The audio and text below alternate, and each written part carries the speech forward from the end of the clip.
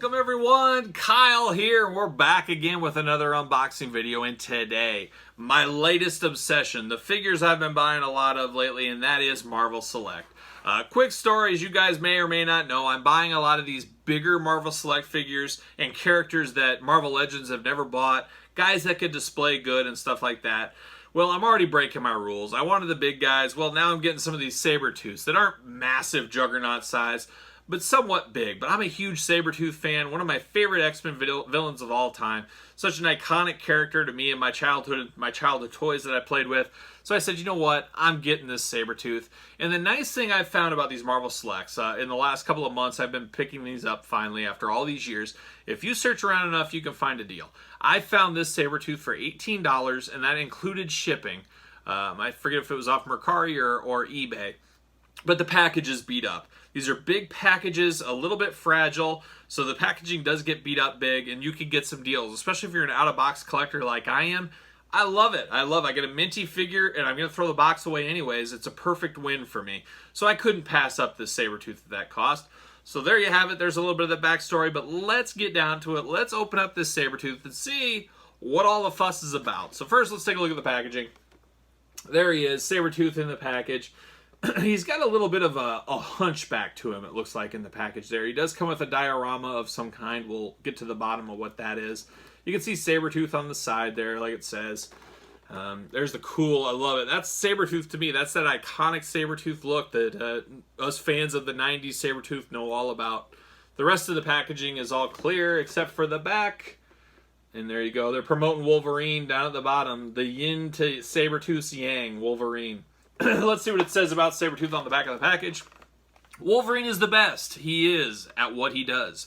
But the savage mutant known as Sabertooth clearly enjoys testing that fact. Capable of incredibly sadistic acts of brutality and violence, Sabertooth's time in the Weapon Plus program, I believe Weapon X, Weapon Plus program left him with an even more aggressive nature and a vendetta against Wolverine that would last for decades. I remember as a kid they were thinking, is Sabertooth Wolverine's dad? That was kind of the ultimate question out there. We later found out that wasn't the case, but these two feuded for many a year. I also like on these, they fold out and there's a little artwork in there. I think the packaging's well done. Not well done if you're a mint on box collector. I don't know anybody that really collects these in the package. I'm sure there's people out there, but I think that most people open these up. These aren't quite like Marvel Legends. They're almost a cross between a Marvel Legend and a statue is how I kind of think of them. And I'm actually okay with that. As much as I love articulation, you get some good poses and stuff. But at the end of the day, I'm kind of displaying these, and these work. It's not like I'm playing with these every day. It's not like 12-year-old Kyle getting down on the floor, putting out an X-Men war going on. So I'm okay with the articulation on these, but we'll talk about it. Let's open it up. Let's see what we think here. If I can get this open. There it is. We get this here. A little Sabertooth logo in the back there. That's kind of cool. See you later. Off to the side. What do we got? You guys know I love these little pamphlet booklets in here. It's the same one we've seen a lot. So Storm, you got Red Hulk, you got Thor. Nothing too exciting for me in here. So we'll crumple that up and we'll see you later. We'll see this later, whatever that is. Looks like he's got a little bit of a base. You know, you got 3, 4, 5 peg holes in this thing. So a little bit of a stand base type thing. Very cool. I'm okay with that. See you later. Got a little bit beat up packaging. Like I said, this is damaged packaging. I'm okay with that. I'm opening this up, obviously. But there he is, locked up in the plastic. Let's see, we got all kinds of accessories here. Very interesting. We're taped in good, it looks like. Whoa. Alright, pull that out. Nope, we're locked in. Good thing, you always have to have a pair of scissors around with these Marvel Selects, as they are locked in. I don't hate that they're locked in so much. I don't love it either, I guess, but better than not be. There's one. There's two. So much concentration goes on, too, when you're opening packages like this. You just don't want to, you don't want to cut a finger off. That's for sure, but you're also trying not to damage anything. You don't want to cut into the figure. You know, you guys know. You're seasoned collectors too, I'm sure. All right, let's free this guy here. Got a mess. Vacuum cleaner's gonna get a workout. Wouldn't have it any other way. See you later. Off to the side. So you got a little do not enter sign, a little extra there. What is this? Okay, so that's why the peg holes. There's this thing that fits into the peg holes here somewhere. No, right here probably. You know, there's no instructions. Once again, you know, make Kyle figure it out. That's why I'm the best at what I do. I can just always figure these things out, or totally not figure them out. Looks like this one does not want to fit. I don't know. I don't really like these bases so far of what I've seen from Marvel Legends.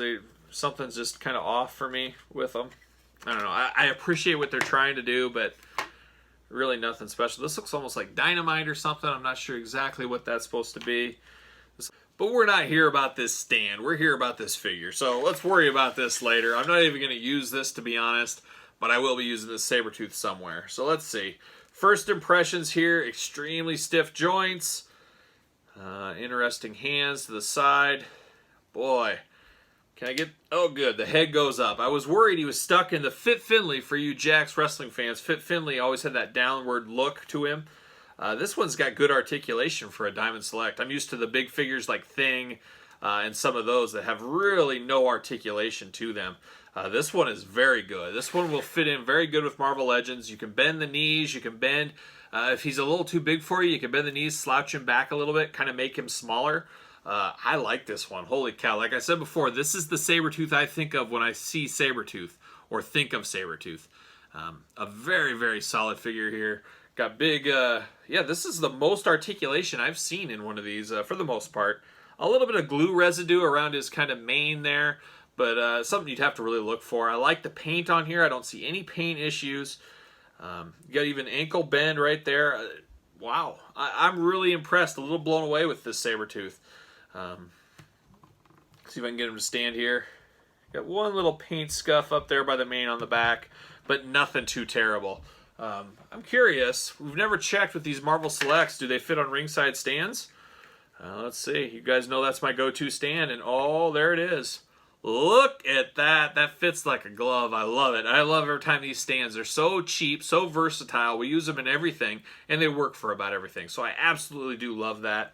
I'm blown away. I'm a Sabertooth lover, like I said, so maybe I'm a little biased, but I like this figure even more than I thought. I was very worried there would be no head articulation. He'd be stuck looking down, but you can move him up, down, all around, for lack of better words.